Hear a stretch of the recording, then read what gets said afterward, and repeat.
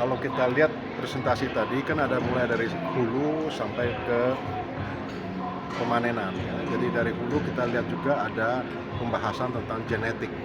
Teman kita dari Malaysia juga memberitahukan kepada kita bagaimana hasil-hasil penelitian yang di sana sudah sejauh ini, misalnya tentang kontaminasi dura. Kita tahu bahwa itu salah satu tantangan terbesar di Indonesia, bahwa petani-petani kita masih sering kita dengar menanam tanaman yang non tenera. Dan dengan teknologi hari ini, apalagi kita dengar tadi bahwa di Malaysia mereka sudah bisa pastikan bahwa setiap bibit yang ditanam adalah non dura ya, atau betul-betul tenera.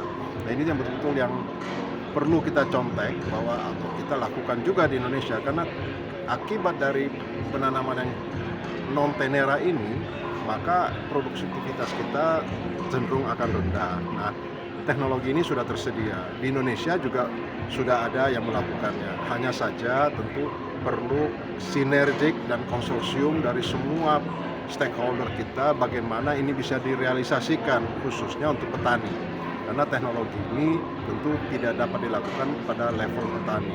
Nah, itu kita harapkan BPDP nantinya tidak hanya melakukan penelitian, tetapi juga bisa mengaplikasikan hasil penelitian itu betul-betul bermanfaat buat petani. Kita mulai dengan tanaman dulu. Kalau memang tanaman kita sudah betul-betul tenera, maka produktivitas kita akan naik 20-30%.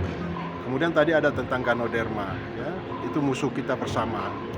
Indonesia sudah endemik Ganoderma, artinya bahwa kita memulai dengan replanting, khususnya peremajaan. Nah, itu harus betul-betul baik, karena kalau tidak, pada generasi kedua, generasi ketiga, maka produktivitas akan turun karena Ganoderma.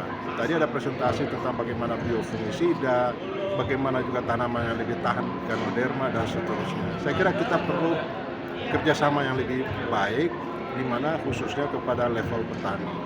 Dan yang terakhir tadi, yang luar biasa juga, bahwa kita berupaya bagaimana mendapatkan tanaman yang lebih efisien terhadap pemanfaatan unsur hara. Ya, kita tahu bahwa pupuk saat ini tidak mudah didapatkan. Ya.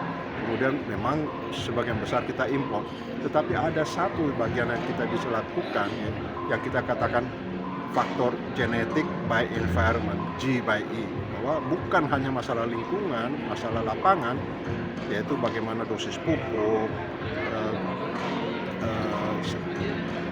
tipe lahan dan seterusnya, tetapi juga bagaimana genetiknya, ya.